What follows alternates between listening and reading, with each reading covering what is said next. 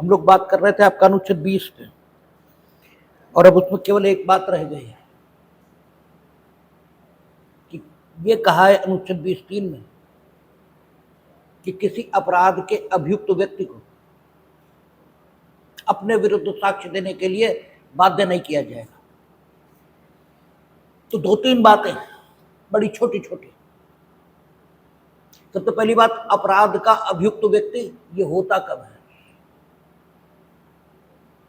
तो normal condition ये है कि अपराध का अभियुक्त व्यक्ति उस समय माना जाता है जब उसके खिलाफ FIR लिख जाए या फिर उसके खिलाफ मजिस्ट्रेट क्या कंप्लेंट ये फाइल हो जाए। लेकिन ये नॉर्मल तरीका है। कई बार ऐसा भी हो सकता है कि कुछ इंस्टीट्यूट्स ऐसे रहे जिनमें नॉर्मल तरीका एडॉप्ट न हो, और यह भी कहा जा सकता है कि FIR लिखने के साथ, ये कंप्लेंट फाइल हो जाने के साथ, ये जरूरी नहीं है कि अभियुक्त जो उसमें दर्शित है वो किसी अपराध का अभियुक्त होगा ही। यह भी नहीं कहा जा सकता, क्योंकि इन्वेस्टिगेशन इनिशिएट होने का मतलब यह नहीं है कि यही पाया जाएगा कि अभियुक्त ने अपराध किया है, आरोपित, यानी जो एलिगेशन उसके ऊपर है FIR में कि उसने अमुक अपराध किया है, तो कोई जरूरी थोड़ा ही है कि विवेचना के उपरांत यही निष्कर्ष निकले कि यस इसने आरोपित अपराध किया, और फिर आरोपित अपराध के संबंध में दंड देने की शक्ति न्यायालय में होने के कारण जो अन्वेषण करता है, यानी जो इन्वेस्टिगेटिंग ऑफिसर है, वो आरोप पत्र के प्रारूप में पुलिस रिपोर्ट न्यायालय के समक्ष प्रस्तुत करे, और अगर चलो कर भी दे तो यह कोई जरूरी नहीं कि क्रिमिनल कोर्ट उसका कॉग्निजेंस लेगा, क्योंकि न्यायालय कॉग्निजेंस लेने के लिए जो अन्वेषण अधिकारी है उसके द्वारा प्रस्तुत पुलिस रिपोर्ट के आधार पर या उस पुलिस रिपोर्ट के प्रकार से संज्ञान लेने के लिए विवश और बाध्य नहीं है।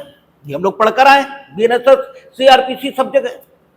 वहां 190 था और वहां 210 था, 210 BNSS और 190 CRPC। तो हाउ कैन यू से that the person against whom a FIR has been lodged, he is going to be an accused, ठीक है, या now he can be identified, he can be named as the accused। ये कहा ही कैसे जा सकता है? और स्वयं स्थिति कंप्लेंट फाइल होने पर है, क्योंकि उसके बाद प्रारंभिक इंक्वायरी जो कहां थी 200 CRPC में, और अब शायद 225 CRPC वहां दी गई है, और इंक्वायरी का नेट रिजल्ट ये भी हो सकता है कि there is no need to issue the process against that person against whom a complaint has been filed by complainant। ये भी निष्कर्ष हो सकते हैं। और दूसरी ओर ऐसे इंस्टीट्यूट भी हो सकते हैं जिनमें जो प्रोसिक्यूशन है उसे फाइल करने का या उसे लॉन्च करने का तरीका FIR या कंप्लेंट का दर्ज किया जाना हो ही ना। जैसे फूड एडल्ट्रेशन एक्ट है, उसमें नोटिस सर्व किया जाएगा, ठीक है, पहले जाएंगे और सैंपल ले लेंगे, और जब सैंपल फेल होगा then the complaint will be filed, ठीक है, by that officer who has taken the sample, and after the filing of that complaint the process will be issued by the concern court. तो meaning thereby you can not find, ठीक है, a universal, ठीक है, manner और technique to level the accusation against a person. ठीक है, आपके पास कोई एक निश्चित तरीका नहीं है कि अक्यूजेशन कब व्यक्ति पर लेबल कर दी गई ये मान लिया जाए। और फिर शब्द क्या है, शब्द देखने पड़ेंगे। शब्द है किसी भी व्यक्ति को अपने विरुद्ध साक्ष्य देने के लिए या अपने विरुद्ध साक्षी होने के लिए विवश नहीं किया जाएगा। Meaning thereby any person can not be compelled to be a witness against himself. अब सवाल एक और उठ रहा है कि चलिए ये समस्या खत्म हो गई कि एक्यूजेशन एफआईआर के साथ माना जाएगा या नहीं माना जाएगा। एक्यूजेशन उस नोटिस जिसके माध्यम से नॉर्मली प्रोसिक्यूशन लॉन्च किया जाता है किसी अधिनियम के अंतर्गत, उसके अंतर्गत नोटिस इशू कर दिए जाने पर फॉर्मल एक्यूजेशन माना जाएगा या नहीं माना जाएगा, या वही स्थिति कंप्लेंट में जो भी दशा है उसमें हमने ये तय कर लिया कि चलो हम एक्यूजेशन मानेंगे या नहीं मानेंगे। अगर मानेंगे ये तय किया, ठीक है, तो अनुच्छेद 20(3) की वर्जना यही लागू हो गई। ठीक है, और जब अनुच्छेद 20(3) की वर्जना यही लागू हो गई तो सीधी बात है कि now you can not ask a single question with the accused, meaning thereby you may ask, क्योंकि ये तो आपकी इच्छा है कि आप पूछेंगे नहीं पूछेंगे, आप पूछते रहिए, but he has the right to shut his mouth. और अगर वो अपना मुंह बंद रखता है आपके सवाल के उत्तर में तो you can not do anything, आप कुछ नहीं कर सकते। ठीक है, और अगर एक्यूजेशन नहीं मानेंगे, अगर आप कहेंगे कि फॉर्मल एक्यूजेशन इस समय हम नहीं मानेंगे क्योंकि नेट रिजल्ट इंक्वायरी इन्वेस्टिगेशन या नोटिस का यह भी हो सकता है कि फाइनली चार्जशीट आदि आपके विरुद्ध फाइल न की जाए, इसलिए at this stage it can't be said that you have got the status of an accused. इस स्तर पर यह नहीं हो सकता। अगर आप ये कहते हैं तो जो लिखे हुए शब्द हैं उनके साथ न्याय नहीं होता। ठीक है, क्योंकि लिखे हुए शब्द क्या है कि किसी भी व्यक्ति को अपने विरुद्ध साक्षी होने के लिए विवश नहीं किया जाएगा। अगर आप ये कह रहे हैं कि during the pendency of investigation और inquiry we will not afford the protection of article 20 to that person against whom this investigation or inquiry is running.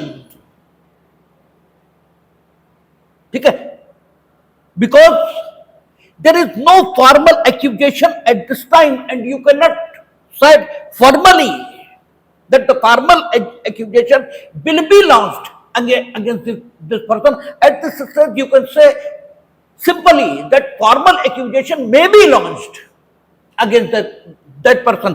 आप इस समय तो सिर्फ इतना ही कह सकते हैं, इसलिए हम ये नहीं मानेंगे कि अनुच्छेद 20(3) का प्रोटेक्शन इसे हासिल है। तो फिर दूसरी बात निकल आती है।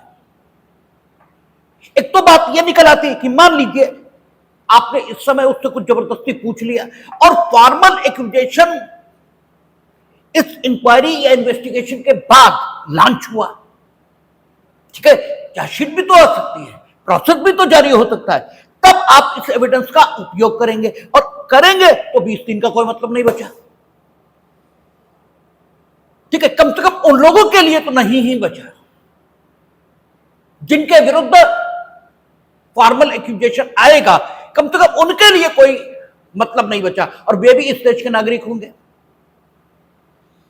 और 20(3) का प्रोटेक्शन तो आपने सबके लिए, नागरिक हो या विदेशी, सबको दिया है।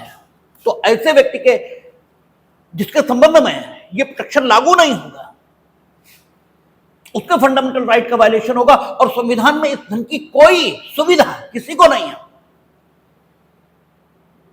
और उलट व्यवस्था है। अनुच्छेद 14 कहता है विधि के समक्ष समता है और विधि का समान संरक्षण मिलना चाहिए। मीनिंग देयर बाय आप ये इंटरप्रिटेशन नहीं कर सकते जो कुछ लोगों को भी इसका संरक्षण दे दे और कुछ लोगों को मना कर दे।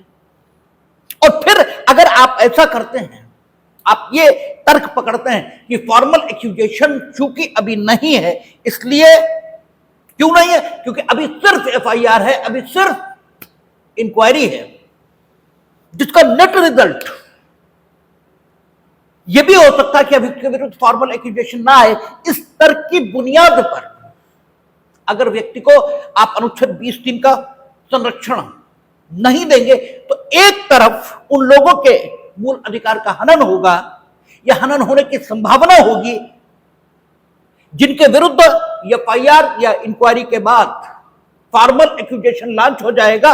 वहीं दूसरी तरफ यह संवैधानिक भाषा के साथ भी न्याय नहीं होगा, क्योंकि फिर आप यह कह रहे हो कि अनुच्छेद 20(3) का संरक्षण केवल ड्यूरिंग ट्रायल मिलेगा, क्योंकि ड्यूरिंग ट्रायल ही यह तय होगा कि आप फाइनली अक्यूज हो या नहीं हो। ठीक है, वो तो ड्यूरिंग ट्रायल ही तय हो सकता है।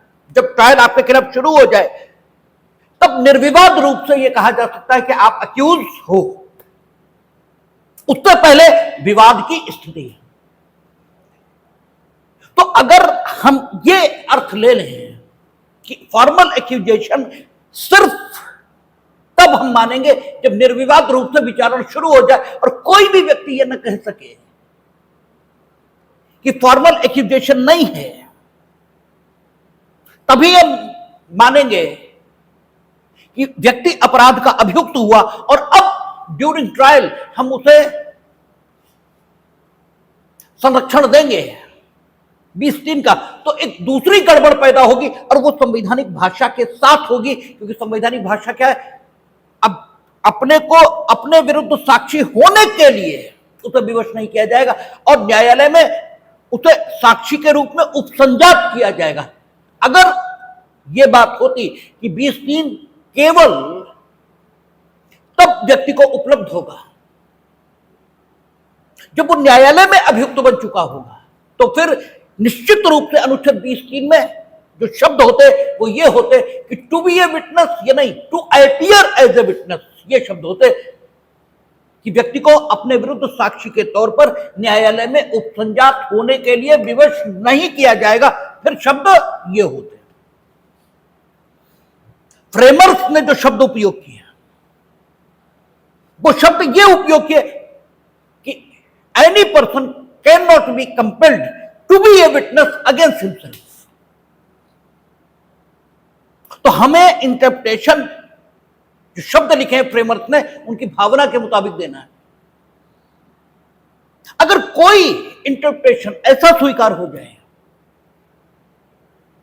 जो 20(3) के संरक्षण को सीमित करता हो केवल विचारण तक, तो वो अर्थान्वयन अनुच्छेद 20(3) का वो इंटरप्रिटेशन 20(3) का 20(3) की भाषा के अनुकूल नहीं है और ऐसा प्रत्येक निर्वचन गलत है जो स्टैट्यूट की भाषा के अनुरूप न हो। ठीक है, तो सवाल फिर वहीं आ जाता है कि हु द पर्सन, ठीक है, जो कि फॉर्मल अक्यूज कहा जा सके। कोई भी व्यक्ति फॉर्मल अक्यूज कब बनेगा, यह प्रश्न फिर खड़ा हो जाता है जब उसके खिलाफ एफआईआर लिख गई, तब हम माने, या जब during trial formal accusation launch हो गया तब माने। ये सवाल अपने आप में खुला हुआ है और इसी वजह से number of case has been decided, ठीक है, एट दिस पॉइंट। एक बात तो तय है कि सभी इस बात पर एक मत है, चाहे नंदिनी सतपथी हो,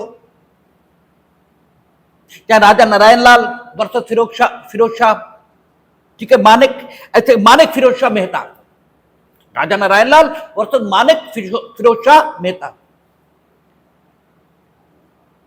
ठीक है, चाहे नंदिनी सतपथी हो, चाहे शर्मा वाला मुकदमा हो, कोई मुकदमा हो, एक बात तय है कि बिना अपराध का अभियुक्त हुए आपको 20 दिन का संरक्षण नहीं मिल सकता।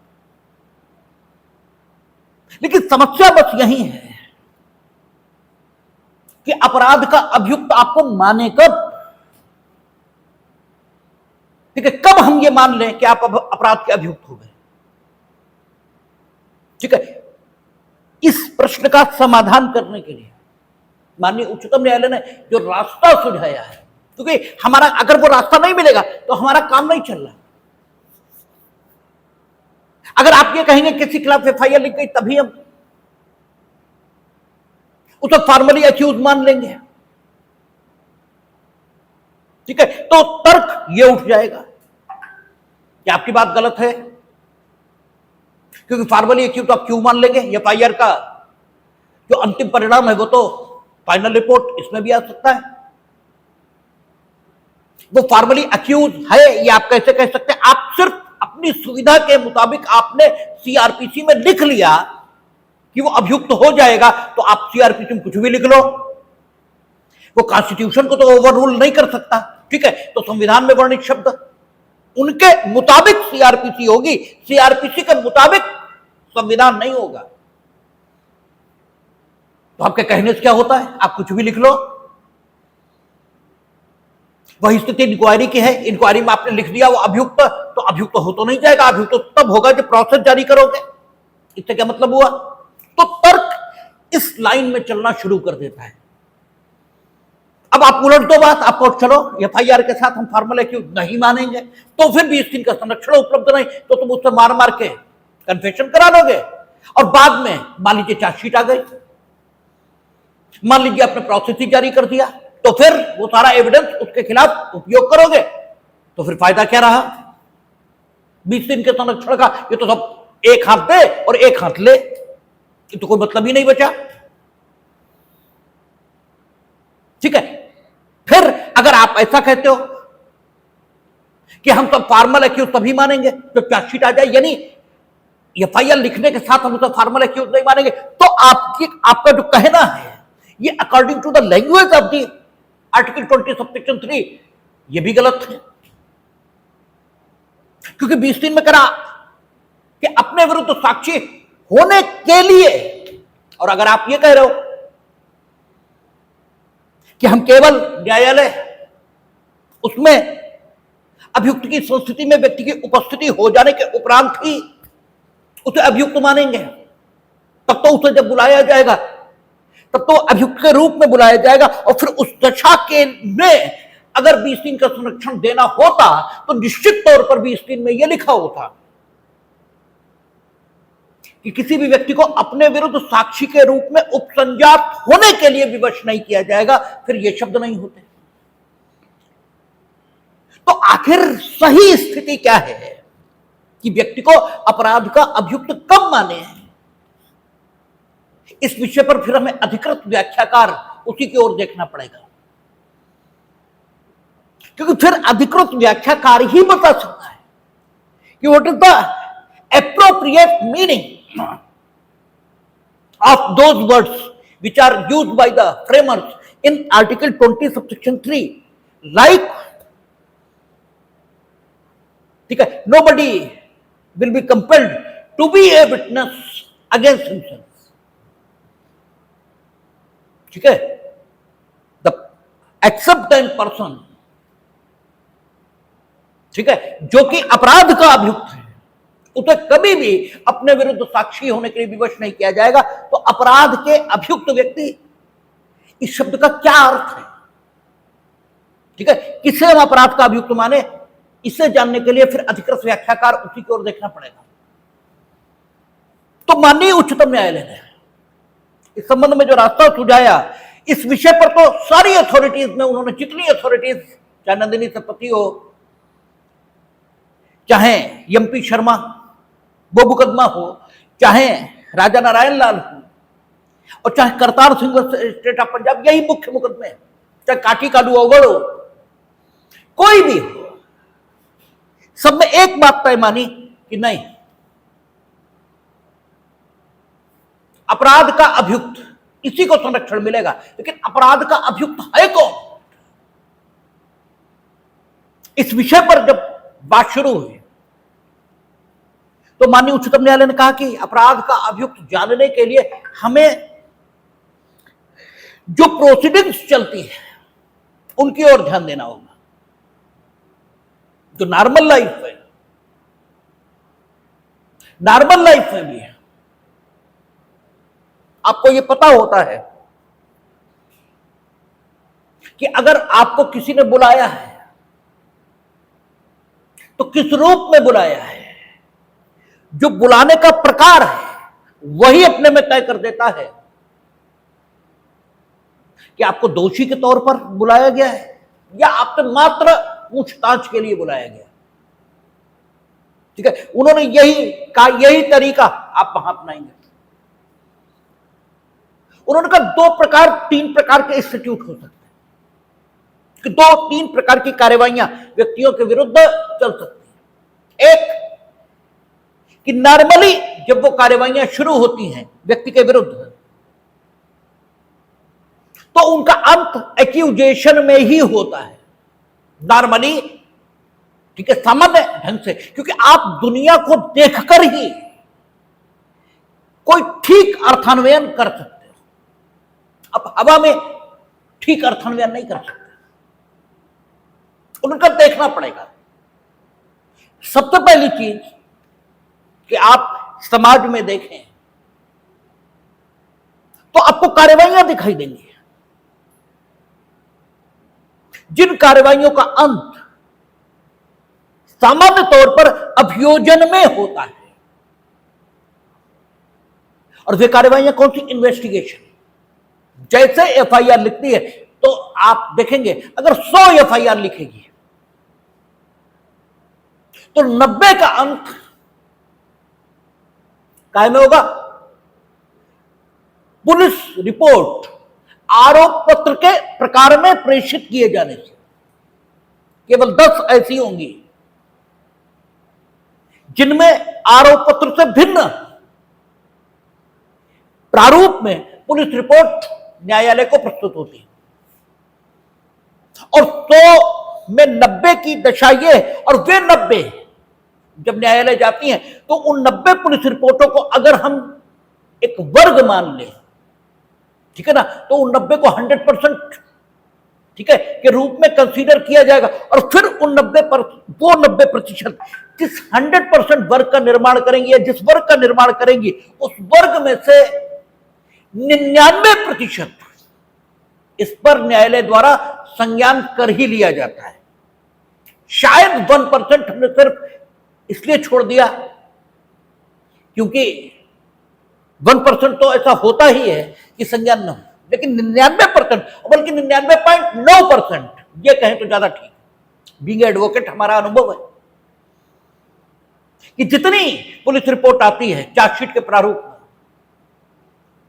उनमें से 99.9% पर न्यायालय द्वारा संज्ञान होता ही है। ठीक है, इवन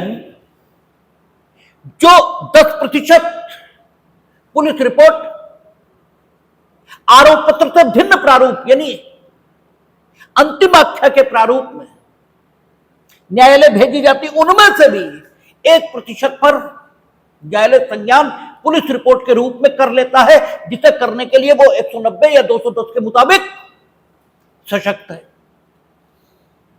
यानी कुल मिलाकर अगर हम देखें तो सामान्य प्रक्रिया यही है कि अगर व्यक्ति के विरुद्ध एफआईआर दर्ज हो गई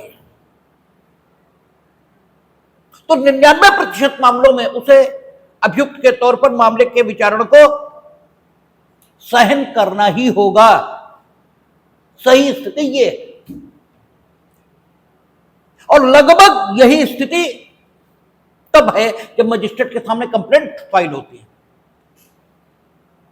और लगभग यही स्थिति तब है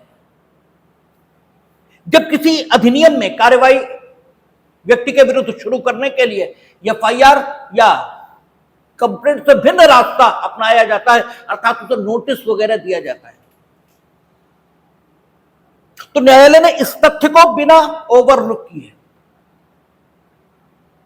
यह निष्कर्ष अभिव्यक्त किया है कि व्यक्ति को 20 दिन का संरक्षण उसी क्षण प्राप्त हो जाएगा, उसी क्षण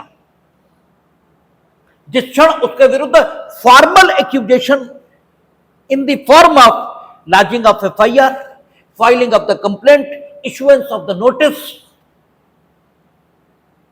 ठीक है, ये इंस्टीट्यूट किया जाएगा, ये लॉन्च किया जाएगा, बस उसी क्षण वो अपराध का अभियुक्त इस कैटेगरी में आ गया।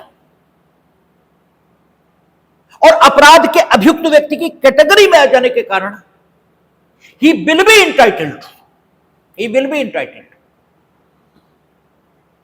To keep shut his mouth against all those questions which may be incriminate himself in a prosecution, ठीक है ना, वो प्रोसिक्यूशन अभी चल रहा है, अभी चल रहा मीनिंग कर भाई उसी प्रोसिक्यूशन के संबंध में इन्वेस्टिगेशन चल रही, या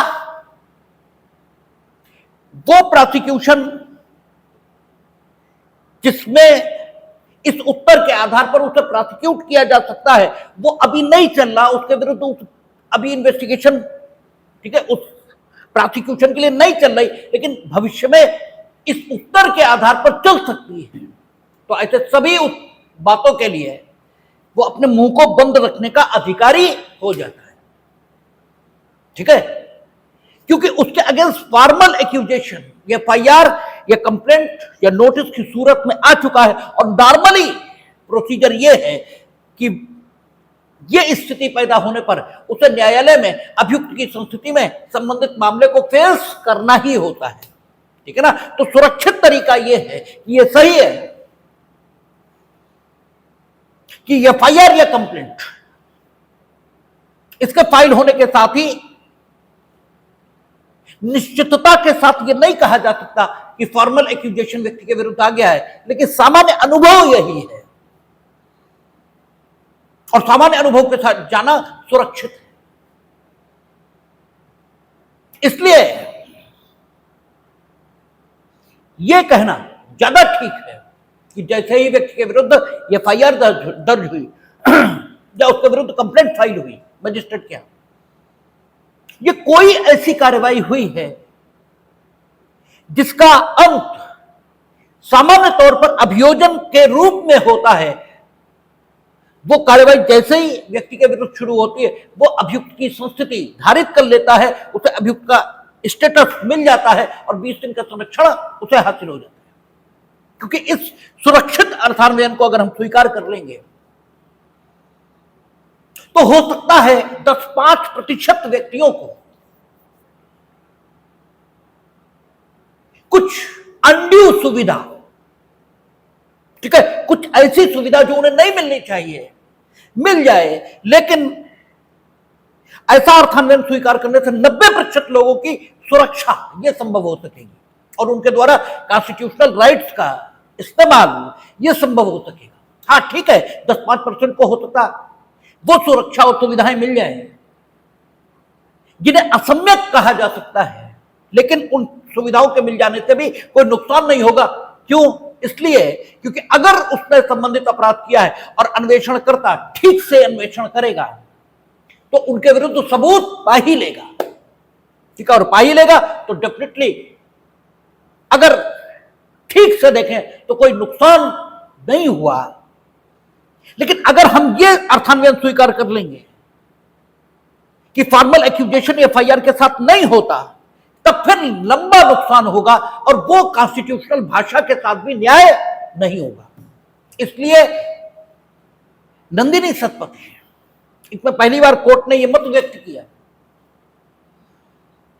कि व्यक्ति जैसे ही फॉर्मली अक्यूज के रूप में, ठीक है, चाहे पुलिस ऑफिसर के समक्ष और चाहे न्यायालय में उपस्थित होगा उसे 20 दिन का प्रोटेक्शन मिलेगा। ठीक है, लेकिन नंदिनी सतपथी जो डिसाइड है वो जिस इशू पर डिसाइड है, वो इशू ये है कि क्या महिला को थाने में पूछताछ के लिए बुलाया जा सकता है या नहीं। और आपको मालूम है कि जो निर्णीता अनुसरण का सिद्धांत है, ठीक है, यानी जो आपका पूर्व निर्णय का सिद्धांत है, यानी केस लॉ को ला मानने का जो सिद्धांत है, तो केस लॉ को उसी पॉइंट पर ला माना जाता है जिस पॉइंट पर केस डिसाइड हुआ।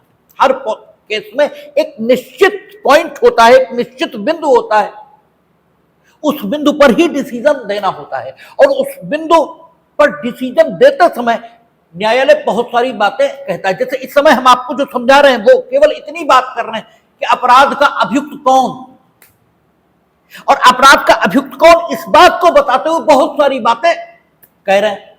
तो बहुत सारी बातें नहीं, अपराध का अभियुक्त कौन, इस पर जो हम कहेंगे वो मेरे वार्तालाप, ये मेरी बात का इसेंस है। और अगर भविष्य में आप ये कहना चाहें कि आपने ये कहा था, तो आपको उसी पॉइंट पर जो हमने कहा था उसके आधार पर मेरे समक्ष या मेरे बारे में कोई तर्क देना चाहिए। जो और कुछ हमने कहा वो तो सिर्फ समझाने के लिए।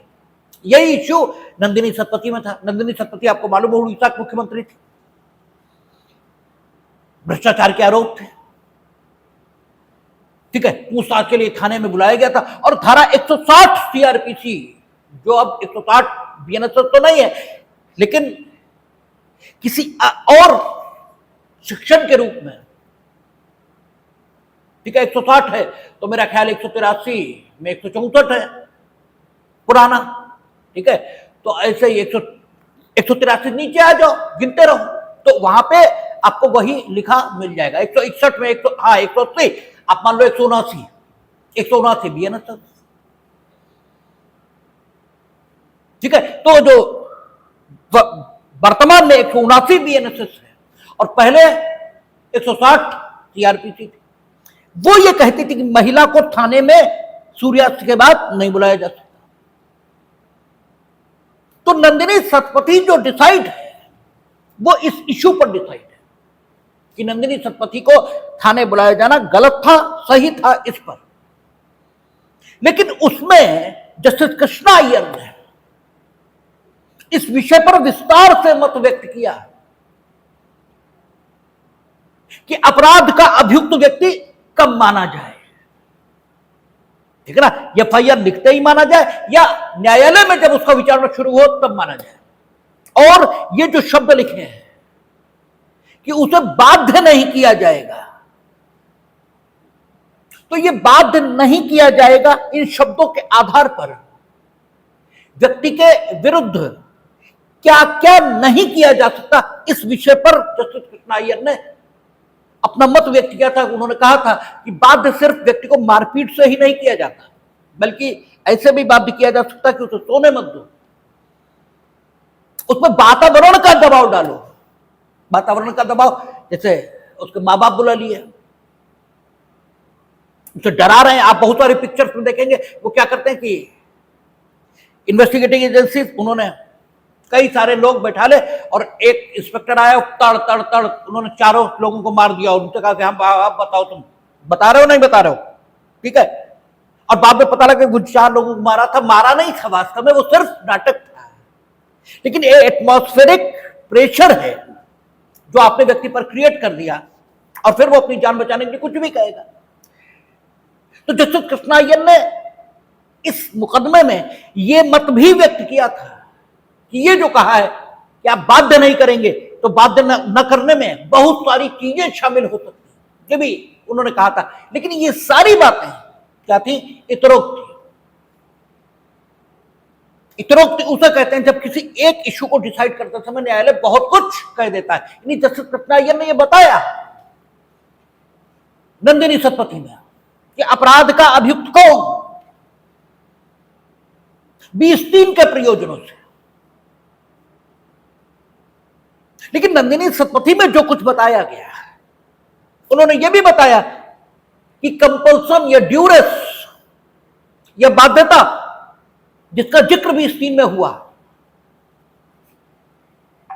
इसके अंतर्गत क्या क्या माना जा सकता है यह भी बताया उन्होंने। लेकिन यहां जो कुछ whatever has been said by the Justice Krishna Iyer,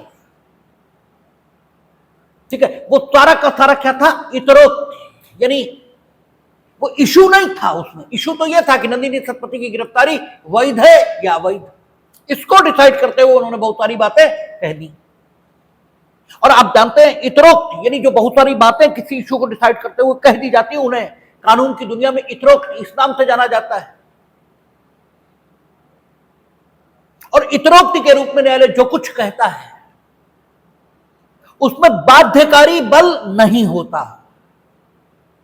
ठीक है, उसमें परामर्श, ठीक है, देने से संबंधित ताकत ये तो होती, यानी उसमें परसुएसिव फोर्स ये तो होता है, लेकिन बाइंडिंग फोर्स ये नहीं होता।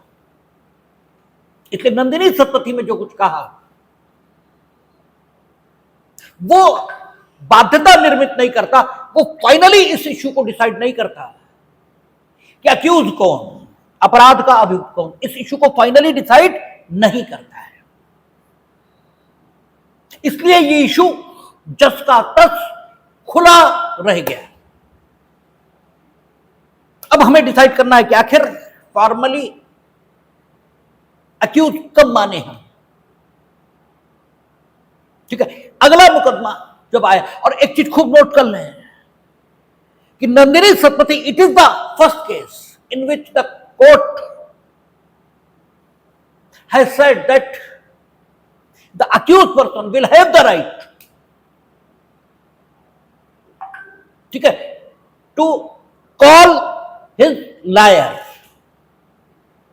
ठीक है। ड्यूरिंग इन्वेस्टिगेशन वकील की उपस्थिति अभियुक्त के हो सकती है, ये पहली बार नंदिनी सतपथी में कहा। और आपसे जो अच्छे एग्जाम्स होंगे, अच्छे, उनमें ये भी पूछ देंगे, हमसे हमारे समय पूछा है खूब कि नंदिनी सतपथी में ये जो वकील को अपने साथ रखने की बात कही थी, ये किस मुकदमे के आधार पर कही? ये अमेरिकन केस है, मिरांडा वर्सेस एरिजोना, ठीक है। तो मिरांडा वर्सेस एरिजोना, इसमें जो डिसाइड हुआ था उसके आधार पर नंदिनी सतपथी में यह बात कही थी। लेकिन नंदिनी सतपथी में कही गई यह बात इतरोक्ति के रूप में कही गई थी, इसलिए देश की विधि का भाग नहीं हो सकती। कालांतर में यही सारी बातें उन्होंने Kartar Singh versus state of Punjab इसमें कही हैं। और Kartar Singh versus state of Punjab ये इसी इशू पर डिसाइड था, इसलिए it is the case on the basis of which we can say that the person of an, ठीक है, that the person may be considered as a accused of an offence, ठीक है। On that stage when a formal FIR has been lodged against that person or a formal complaint has been filed against that person, या कोई ऐसा तरीका इस्तेमाल कर लिया गया है उस व्यक्ति के विरुद्ध जिसका अंततः यह सामान्यतः विचारण के रूप में, आपराधिक विचारण के रूप में होता है। अगर ऐसा कुछ भी व्यक्ति के विरुद्ध हो गया तो उसे हम मानेंगे कि वो अपराध का अभियुक्त हो गया और उसको 20 दिन का संरक्षण मानेंगे, ठीक है, देंगे। ऐसा फाइनली उन्होंने कहा Kartar Singh versus state of Punjab, इसमें कह दिया। तो अब यह बात तय है कि अपराध का अभियुक्त केवल वो नहीं है जो न्यायालय में अभियुक्त के तौर पर विचारण का सामना कर रहा है, हर वो व्यक्ति अपराध का अभियुक्त है जिसके विरुद्ध ऐसी कार्यवाही शुरू की गई है जिसका अंत सामान्यतः, ठीक है, आपराधिक विचारण के रूप में होता है। ऐसा प्रत्येक व्यक्ति अपराध का अभियुक्त माना जाएगा। अब सवाल यह बचता है कि अगर किसी व्यक्ति के विरुद्ध कोई कार्यवाही किसी अधिनियम के अंतर्गत शुरू की गई और उसका अंत अभियोजन के रूप में हो सकता है, लेकिन 50-50 संभावना है, हो भी सकता है, नहीं भी हो सकता है। क्या तब हम उसे अपराध का अभियुक्त माने? तो कोर्ट का रिस्पॉन्स निगेटिव है। कोर्ट का कहना नहीं, उसे अपराध का अभियुक्त नहीं मानेंगे। और विशेषकर उन मामलों में, विशेषकर जहां मामला आर्थिक अपराधों से संबंधित है, यानी कोर्ट के दो एटीट्यूड आपको इस फील्ड में दिखाई देंगे। अपराधों की दो प्रकार की प्रकृतियां हैं। एक अपराध वो है जहां व्यक्ति के विरुद्ध अपराध नहीं करते, क्योंकि चाहे संपत्ति के विरुद्ध हो, चाहे मानव शरीर के विरुद्ध हो, चाहे शांति के विरुद्ध हो, चाहे सिक्कों के विरुद्ध हो, ठीक है, सिक्कों के विरुद्ध न माने और चलो सिक्कों के विरुद्ध भी मान लें, या राज्य के विरुद्ध हो, ये अंततः कहीं ना कहीं व्यक्ति को प्रभावित करते हैं या लोक व्यवस्था को प्रभावित कर देते हैं, ठीक है ना। और एक अपराध ऐसे हैं, कुछ अपराध ऐसे हैं जो लोक व्यवस्था को प्रभावित नहीं करेंगे, जो मानव को भी अगर प्रभावित करेंगे भी या लोक व्यवस्था को प्रभावित करेंगे भी तो बहुत रिमोट ढंग से प्रभावित करेंगे। जैसे तुम ऐसा कुछ करो जो देश की अर्थव्यवस्था को नुकसान पहुंचाए, तो अंततः तो वो व्यक्तियों को प्रभावित करेगा, अंततः तो वो देश की व्यवस्था को भी प्रभावित करेगा, लेकिन बहुत प्रत्यक्ष ढंग से प्रभावित नहीं करेगा। और यही कारण है कि हम में से अधिकांश लोग आर्थिक अपराध या टैक्स चोरी को स्मार्टनेस मानते हैं और जबकि अपराध करने को खराब मानते हैं। अगर आपने टैक्स चुरा लिया तो आप समाज में बड़े बुद्धिमान और चतुर माने जाते हैं। जो सो कॉल्ड भद्र जनों की महफिल होती है, उसमें आप जब अपने तरीके का बखान करते हैं कि हमने कैसे टैक्स चुराया, तो लोग आपको ऐसे सुनते हैं मानो आप रॉबिन हुड की कथा सुना रहे हैं।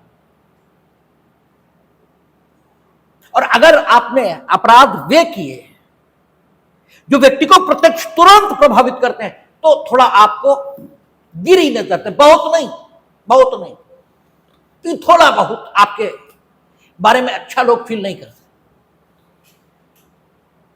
क्योंकि अर्थव्यवस्था इसे आप प्रभावित करते। और क्योंकि अर्थव्यवस्था को प्रभावित करना ये ज्यादा खराब बात है, क्योंकि उससे बहुत सारे लोग प्रभावित होंगे।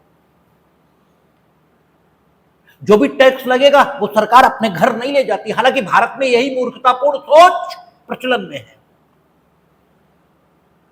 फलाना तो वो टैक्स लगा दिया, जैसे ऐसा लग रहा है जैसे वो कलेक्ट करके अपने घर ही लिए जाएंगे। यही मूर्खतापूर्ण सोच प्रचलन में है। लेकिन फिर भी बात तो यही सही है कि टैक्स चुराना ये बहुत लोगों के साथ अन्याय है, ठीक है। हालांकि टैक्स कितना लगना चाहिए इस विषय पर भी मर्यादाएं उपलब्ध हैं, वो राज्य के लिए हैं, और वो जब विषय हो तो उसे भी बताया जाना चाहिए। लेकिन ये तय है कि जो मर्यादित टैक्स आपके ऊपर है वो तो आपको देना ही चाहिए। बिजली चोरी हमारे समाज में स्मार्टनेस मानी जाती है, खराब बात नहीं, ठीक है। टेलीफोन का बिल जमा न करना, घर में ज्यादा कमरे होते हुए हाउस टैक्स के प्रयोजनों से कम कमरे बताना, ये सब कुछ हमारे यहां स्मार्टनेस, बुद्धिमत्ता का भाग माना गया है हमारे समाज में, ठीक है। और जो आर्थिक विषय हैं ये देश की व्यवस्था को बहुत प्रभावित कर देते हैं, क्योंकि अगर टैक्स नहीं आया तो आगे कोई काम देश में नहीं हो सकता डेवलपमेंट के पॉइंट ऑफ व्यू से। तो इसलिए जो कोर्ट है उसका रुख यहां ज्यादा सख्त है। कोर्ट ने उन मामलों में, जिन मामलों में अपराध आर्थिक मामलों में नहीं है, उनमें तो लीनियंट व्यू ये प्रदर्शित किया और ये कहा कि अगर फॉर्मल एफआईआर लिख गई, ये फॉर्मल, ये आपका नोटिस जारी हो गया, ये फॉर्मल इंक्वायरी शुरू हो गई, तो 20 दिन का प्रोटेक्शन मिलेगा। लेकिन जहां पर आर्थिक अपराध हुए हैं वहां क्या होता है कि वहां उन आर्थिक अपराधों से निपटने के लिए जो विधियां बनाई गई, जो कानून बनाए गए हैं, उन कानूनों में ऐसे प्रोविजन जिनके आधार पर फॉर्मल एक्यूजेशन लॉन्च करने से पहले, यानी एफआईआर लिखाने से पहले या इंक्वायरी शुरू करने से पहले, आपराधिक इंक्वायरी जिसका सामान्य तौर पर अंत आपराधिक अभियोजन में होगा, ऐसी बातें शुरू करने से पहले एक इनिशियल इंक्वायरी करने की परंपरा जो शुरू हुई है। जैसे आपके यहां देखें भी कि आप ऐसे सरकारी कर्मचारी बहुत सारे पैसे का गबन कर दो, तो क्या होगा, पहले आपके खिलाफ डिपार्टमेंटल इंक्वायरी चलाएंगे कि गबन वाकई आपने किया भी है या नहीं, और जब उसमें पालेंगे कि गबन किया है, फिर आपके खिलाफ नौकरी से भी आपको हटाएंगे, टर्मिनेट भी आपको करेंगे और एफआईआर भी लिखा देंगे। लेकिन उससे पहले डिपार्टमेंटल इंक्वायरी चलेगी। अब ये जो डिपार्टमेंटल इंक्वायरी चल रही है, इसमें आपसे पूछताछ भी की जाएगी। अब इसमें जब पूछताछ हो रही है तब भी स्थिति तो वही है, आप दोषी पाए जा सकते हैं, आप निर्दोष पाए जा सकते हैं। अगर दोषी पा लिए गए तो एफआईआर लिखेगी, और अगर एफआईआर लिख गई तो आपको प्रोटेक्शन मिलेगा। लेकिन अगर एफआईआर नहीं लिखी तो बात ही खत्म हो गई। ठीक है, अब सवाल यह है कि आपको विवश किया गया है कि आप अपने ही विरुद्ध साक्ष्य दो डिपार्टमेंटल प्रोसीडिंग्स में, और मानिए आगे एफआईआर हो गई आपके खिलाफ, और मानिए एफआईआर में भी साक्ष्य आपके विरुद्ध आया, और मानिए चार्जशीट आ गई, और मानिए आपराधिक विचारण हुआ, तो आपसे ये जो डिपार्टमेंटल प्रोसीडिंग में साक्ष्य लिया गया था ये आपके खिलाफ उपयोग होगा। तो क्या डिपार्टमेंटल प्रोसीडिंग्स या आर्थिक अपराधों की दशा में यदि कानून एफआईआर लिखाने से पूर्व किसी जांच इसको किए जाने की अपेक्षा कर रहा है और वो जांच व्यक्ति के विरुद्ध संस्थित की गई है, क्या उस समय भी उसे अपराध का अभियुक्त माना जाए? यह सवाल उठा। तो अक्सर ऐसा आर्थिक मामलों में हुआ है और न्यायालय ने इसका उत्तर नहीं में दिया है। न्यायालय ने कहा नहीं, उस समय नहीं मानेंगे। जैसे कंपनी अधिनियम जो वर्तमान है, ठीक है, उसके एक सेक्शन में, और वो सेक्शन जैसे सीआरपीसी, बीएनएसएस परिवर्तित भले हुए, सेक्शन इधर से उधर हो गए, लेकिन मूल रूप से वैसा ही है। ऐसे कंपनी अधिनियम में यह बात हमेशा से थी, आज भी है, कि क्या होगा अगर कंपनी के वाइंड अप, कंपनी को बंद करने के लिए निर्देश पारित हो गया और ऑफिशियल लिक्विडेटर, शासकीय समनुदेशित इसकी नियुक्ति हो गई, वही बाइंड करता है कंपनी को, उसके जो असेट्स हैं उसे नीलाम करेगा, जो देनदारी है, जो लेनदारी है, कंपनी का जो स्टॉक है, सारी चीजें मेंटेन करना और सारी चीजों का कानून के मुताबिक एडजस्टमेंट, ये शासकीय समनुदेशित ऑफिशियल लिक्विडेटर वही करता है, उसका अपॉइंटमेंट होगा। तो वो जो लास्ट में अपनी रिपोर्ट देगा उसमें यह बता सकता है कि कंपनी को नुकसान क्यों हुआ। वो ये भी बता सकता है कि जो कंपनी के संप्रवर्तक थे, प्रमोटर्स थे, उन्होंने कोई फ्रॉड किया कंपनी के अफेयर्स में या नहीं, कंपनी के मामलों में कुछ कपट किया है क्या, और उस कपट के कारण नुकसान हुआ। यदि ऐसा है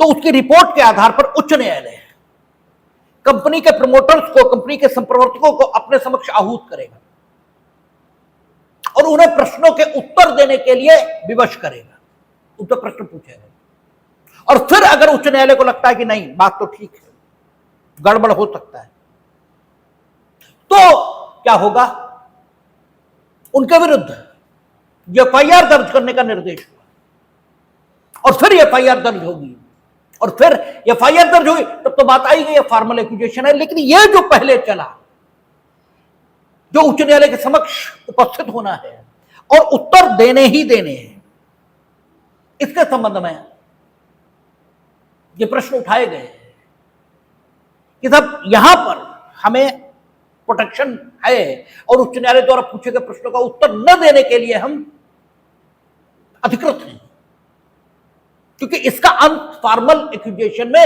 हो सकता है। उच्चतम न्यायालय ने इस बात को नहीं माना, उन्होंने दूसरा रास्ता पकड़ लिया। उन्होंने कहा यहां पर सिर्फ तथ्य इकट्ठे किए जा रहे हैं, उच्च न्यायालय जो कुछ कर रहा है यहां पर वो सिर्फ इतना कर रहा है कि आप आइए और उन प्रश्नों का उत्तर दीजिए। अगर आप उत्तर न दें तो उच्च न्यायालय कुछ नहीं करेगा, बस आपके विरुद्ध मत बनाएगा और आपके विरुद्ध एफआईआर लिखने का निर्देश देगा, और तो कुछ करेगा नहीं, दंडित तो नहीं करेगा आपको। उन्होंने कहा यहां साक्ष्य का तात्पर्य उस साक्ष्य से जिसके आधार पर आपको दंडित किया जाए, उस साक्ष्य से नहीं है जिसके आधार पर आपका फॉर्मल एक्यूजेशन चलाया जाएगा। यहां पर जो साक्ष्य प्राप्त करने की कोशिश हो रही है उसके संबंध में अव्वल तो बात यह है कि आपको मौन रहने का अधिकार यह है, मत बताइए। तो आपके खिलाफ जो कुछ होगा वो दंड देने की कार्यवाही नहीं होगी, फॉर्मल एक्यूजेशन लॉन्च करने की कार्यवाही होगी, और उस फॉर्मल एक्यूजेशन में फिर आपको चुप रहने का अधिकार है। उस फॉर्मल एक्यूजेशन में तो आपको ये तो डिसाइडेड है, बोल ठीक है, जबरदस्ती बुलवाया नहीं जा सकता। तो यहां पर आपको यह हक क्यों दे दिया जाए, ठीक है ना। और न्यायालय ने बिल्कुल मना कर दिया कि नहीं, अगर कहीं फॉर्मल एक्यूजेशन लॉन्च करने के लिए किसी प्रोसीडिंग का चलाया जाना जरूरी है तो उस प्रोसीडिंग में आपको बिल्कुल कोई सुरक्षा नहीं दी जाएगी। और यही प्रश्न राजा नारायण लाल वर्सेस मानेक फिरोज शाह मेहता, उसमें भी यही था, और कंपनी एक्ट उसी से संबंधित मामला था।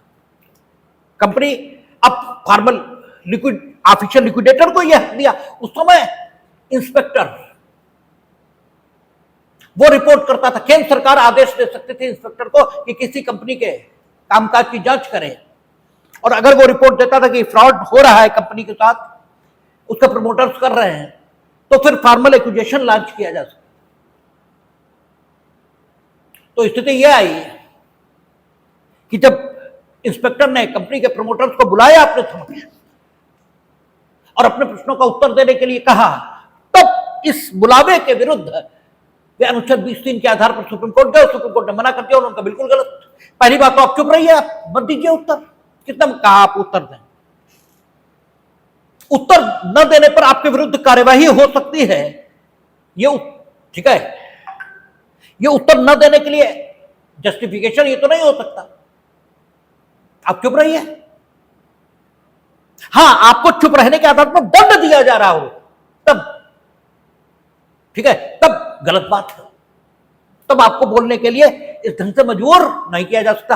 आपको दंड कब दिया जाएगा, आपके खिलाफ एक्यूजेशन आएगा, उसमें आपको फिर प्रोटेक्शन है, तो कोई मतलब ही नहीं है। और यही सारी बातें उन्होंने उस समय कही हैं जब विभिन्न कस्टम अथॉरिटीज ने व्यक्तियों को अपने ठीक है अपनी अभिरक्षा में लिया, इस प्रयोजन से कि उन्होंने टैक्स का इवेशन किया है, उन्होंने टैक्स की चोरी की है या नहीं। और उस समय न्यायालय ने उनके विरुद्ध चल रही कार्यवाही को एक्यूजेशन नहीं माना। न्यायालय का इनका उद्देश्य तो सिर्फ भले ही मैं गिरफ्तार कर लिया था, जैसे लोन की वसूली में आप गिरफ्तार हो जाते हैं, ठीक है, तो अपराध के अभियुक्त के नाते गिरफ्तार थोड़ी हुए। जब अपराध के अभियुक्त के नाते आप गिरफ्तार नहीं है तो कोई मतलब नहीं। तो कस्टम अथॉरिटीज ने आपको गिरफ्तार किया, लेकिन काहे के लिए? टैक्स वसूलने के लिए और टैक्स की चोरी के संबंध में आपसे पूछताछ करने के लिए। इससे इस समय अगर कोई कन्फेशन भी हो गया, जो कुछ आपने प्राप्त किया वो सब आपके विरुद्ध साक्ष्य में उपयोग किया जाएगा अगर फॉर्मल एक्यूजेशन आता है तो, क्योंकि इस समय आप अपराध के अभियुक्त नहीं हैं, अपराध के अभियुक्त आपको नहीं माना जा सकता। हां, एक मामला इसके विरुद्ध मिलता है और वो अनुच्छेद 142 का खूबसूरत उदाहरण है। और यह भी इससे सिद्ध होता है कि अनुच्छेद 142 की ताकत में उच्चतम न्यायालय कुछ भी कर सकता है। और देखिए, अपनी ताकत का उपयोग हम अभिव्यक्त रूप से कहकर कि हम 142 की ताकत का उपयोग कर रहे हैं, ये ऐसे भी कर सकते हैं, और बिना कहे जो ताकत हमें उसका भी उपयोग कर सकते हैं। जो फोर्डर स्कैम है, चारा घोटाला, इसमें लालू प्रसाद यादव भी प्रोसिक्यूट हुए थे और अन्य सारे लोग भी प्रोसिक्यूट हुए थे और सजा भी पाए। ठीक है, ये जब चल रहा था तो इनकम टैक्स अथॉरिटीज ने भी प्रोसीडिंग शुरू कर ली कि आपने इनकम टैक्स भी तो नहीं दिया ना। और फोर्डर स्कैम के कुछ लोगों को अप्रूवर यानी सरकारी गवाह यह बना लिया गया, क्षमादान देकर 306 में दी जा सकती है सीआरपीसी। और क्षमादान इसी शर्त पर होता है कि आप अपराध की सारी परिस्थिति को बताएंगे, कुछ भी छुपाएंगे तो फिर प्रोसिक्यूशन होगा। अब यह कहा गया कि अगर हम अपराध की सारी स्थिति यहां बताए हैं और इनकम टैक्स में भी हमारे खिलाफ प्रोसिक्यूशन चल रहा है, प्रोसिक्यूशन तो न कहें, इनकम टैक्स में भी हमारे खिलाफ कार्रवाई चल रही है, तो इसका उपयोग वहां होगा और हमसे इनकम टैक्स भी वसूला जाएगा। इसलिए इनकम टैक्स की कार्रवाई रोकी जानी चाहिए, क्योंकि यहां हम सच बताने को बाध्य हैं क्षमादान की शर्तों के कारण। न्यायालय ने इस बात को माना और इस पर्टिकुलर मुकदमे में इनकम टैक्स की कार्रवाई रोक दी। ठीक है, इस आधार पर 20 दिन के आधार पर कि आपको वहां बोलने से ठीक है बाध्य नहीं किया जाएगा। लेकिन यह एक एक्सेप्शन है। नॉर्मल स्थिति यही है कि जब तक अपराध का अभियुक्त ये आप नहीं बने, और अपराध के अभियुक्त जरूरी नहीं है कि प्रत्येक कार्रवाई जिसका अंत आपके खिलाफ कार्रवाई के रूप में हो सकता है उसे आपके ठीक है वो कार्रवाई आपको अपराध का अभियुक्त ये स्थिति दे दे। जब आपके विरुद्ध कार्यवाही अभियोजन के रूप में नॉर्मली संस्थित होती है, यानी एफआईआर से पहले जो कुछ चल रहा होता है वो ट्रायल से पूर्व की कार्यवाही है। ठीक है, जब ऐसी कार्रवाइयां चल रही हो उनमें आपको अपराध का अभियुक्त ये स्टेटस मिलेगा। अगर कार्रवाई के आधार पर अभियोजन संस्थित नहीं होगा बल्कि सिर्फ एफआईआर लिखेगी या क्रिमिनल कंप्लेंट फाइल होगी, तो उस कार्रवाई में आपको 20 दिन की सुरक्षा नहीं मिलती, आप अपराध के अभियुक्त नहीं माने जाते। और यही कारण है कि कंटेम्प्ट की प्रोसीडिंग्स जब चलेंगी तो भी आप अपराध के अभियुक्त नहीं होंगे, क्योंकि कंटेम्प्ट अपराध नहीं है, वो न्याय प्रशासन में बाधा इस रूप में जाना गया है। और इसीलिए कंटेम्प्ट की कार्रवाई में जो प्रोसीजर है वो सीआरपीसी अडॉप्ट नहीं होगी, बीएनएसएस अडॉप्ट नहीं होगी, वो न्यायालय संक्षिप्त प्रक्रिया चलाएगा और वो खुद तय करेगा कि क्या प्रक्रिया चलाए। ठीक है, इसलिए कंटेम्प्ट की प्रोसीडिंग में भी आप अपराध के अभियुक्त नहीं होते, रिट की प्रोसीडिंग में आप अपराध के अभियुक्त नहीं होते। एक पिता, उसके ऊपर आरोप था कि उसने अपने बेटे को अपराध कर लिया है, माने हेबियस कॉर्पस डाली थी, उससे कहा गया बेटा प्रस्तुत करो, उसने बेटा प्रस्तुत करने से इनकार कर दिया है, कहा कि ये तो 20 दिन का संरक्षण है, हमें हम बेटा प्रस्तुत करेंगे तो हम अपराधी हैं ये पता लगेगा। न्यायालय का हर प्रोसीडिंग में आप अपराध के अभियुक्त थोड़ी हैं, यहां आप अपराध के अभियुक्त थोड़ी हैं, इसलिए आपको कंटेम्प्ट के लिए दंड मिलेगा और न्यायालय ने कंटेम्प्ट के लिए दंड दिया। तो कंटेम्प्ट की प्रोसीडिंग्स में व्यक्ति अपराध का अभियुक्त नहीं होता। हमने आपसे पहले भी कहा था सिविल प्रोसीडिंग्स है जहां आपको जबरदस्ती मेडिकल एग्जामिनेशन के लिए कहा जाता है, वहां भी आप अपराध के अभियुक्त नहीं है, इसलिए कुछ नहीं। अब सवाल बचता है, यह कहा कि आपको बाध्य नहीं किया जाएगा, तो बाध्य करने में क्या क्या शामिल है। हालांकि नंदिनी सतपथी में जस्टिस कृष्ण अय्यर ने कहा कि बाध्य करने के लिए सिर्फ मारपीट यही जरूरी नहीं है, अन्य बहुत सारे तरीके भी हैं जिनसे व्यक्ति को बाध्य किया जा सकता है। उसे खाना ना दिया जाए, उसे घर परिवार से अलग कर दिया जाए, एटमॉस्फेरिक प्रेशर उस पर बनाया जाए, ये सारी चीजें हो सकती, लेकिन उसके दिमाग को प्रभावित किया जाए ये इसमें शामिल नहीं है। उन्होंने कहा यानी बाध्यता अनुच्छेद 20(3) के ये कहा ना, किसी को भी अपने विरुद्ध साक्ष्य देने के लिए विवश नहीं किया जाएगा। तो विवश करने में क्या क्या शामिल और क्या क्या शामिल नहीं, तो उन्होंने कहा है विवश करने में हर प्रकार का वो एक्ट शामिल है, हर प्रकार का वो कृत्य शामिल है जिससे व्यक्ति बाह्य तौर पर मजबूर किया जाता है साक्ष्य देने के लिए, कुछ करने के लिए, जैसे उसे पीटना, ये बाह्य कृत्य है। उस पर माहौल का दबाव बनाना, उसकी आवश्यकताओं की पूर्ति इसको न करना, ठीक है, उसे लंबे समय तक आवश्यक सुख और सुविधा यानी सोना आदि इससे वंचित रखना, ये सारा कुछ विवश करने में आएगा, केवल मारपीट नहीं। लेकिन अगर हम उसके दिमाग को प्रभावित करने की कोशिश कर रहे हैं कि भाई देख लो, अगर सच नहीं बताया तो हो सकता है तुम्हें कानूनन भी नुकसान हो, यह विवश करने में नहीं आ रहा, क्योंकि यह परामर्श की सूरत में हमने ये कहा कि देख लो भाई, अगर तुम सही बता दोगे तो यहां भले ही दंड पाओ, ईश्वर की अदालत में कम से कम निर्दोष हो जाओगे। यह विवश करने की सूरत में नहीं आ रहा, ठीक है ना। लेकिन अगर आप बार बार ये करें कि अगर बेटा बताया नहीं तो इतने मुकदमे लिखेंगे तुम्हारे खिलाफ, यानी एक कंटिन्यूअस धमकी, अभियोजन की, एक लगातार सतत धमकी, ये दिमाग को प्रभावित करने की ऐसी कोशिश है जो विवशता की श्रेणी में आ जाएगी। लेकिन एक बार ये कहना कि देख लो भाई गड़बड़ हो सकती है, फिर और भी मुकदमे लिख सकते हैं तुम पे, ठीक है, आपको मालूम है इस अदालत में झूठ नहीं बोलना चाहिए, अगर झूठ बोलो तो व्यक्ति जेल भी जा सकता है, ये विवश करने की श्रेणी में नहीं आता। दिमाग को प्रभावित करना ये नहीं आता, लेकिन दिमाग को इस ढंग से प्रभावित कर देना कि व्यक्ति अपने अच्छे और बुरे के संबंध में निर्णय न ले सके, यह विवशता की सूरत में आता है। और इसी आधार पर नार्को इसके लिए मना किया, क्योंकि वहां आप जब दे देंगे वो केमिकल शरीर के भीतर, तो दिमाग इस ढंग से प्रभावित हो जाएगा कि फिर व्यक्ति अपनी इच्छा के विरुद्ध बोल ही नहीं सकता,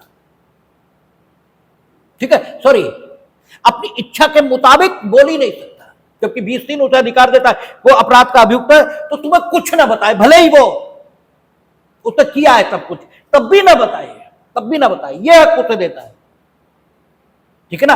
और यह हक देने का कारण अभियुक्त की सुरक्षा नहीं है, उन लोगों की सुरक्षा है जो अपराध के अभियुक्त के तौर पर झूठे फंसा दिए जाएंगे, उन्हें परेशान करके आप कहीं, और उनकी संख्या ज्यादा हो सकती है और कम भी हो तो भी एक भी आदमी जिसने अपराध नहीं किया उसे दंडित नहीं होना चाहिए।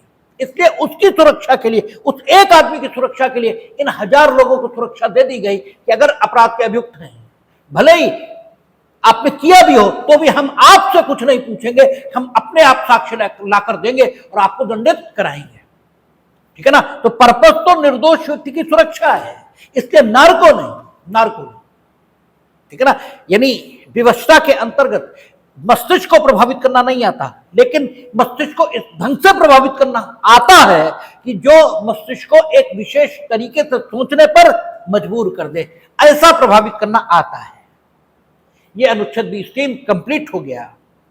अब हम लोग अगली बात अनुच्छेद 21 पर करेंगे और वो सोमवार को करेंगे, ठीक है ना। लेकिन शाम की क्लास 4 बजे से रखेंगे, क्योंकि आईपीसी में भी हम लोग 2-3 सेक्शन बचे हैं, तो खत्म कर लेंगे तो प्राइवेट प्रतिरक्षा के अधिकार पर पहुंच जाएंगे। और 4 बजे से रखेंगे, क्योंकि आज जन्माष्टमी है तो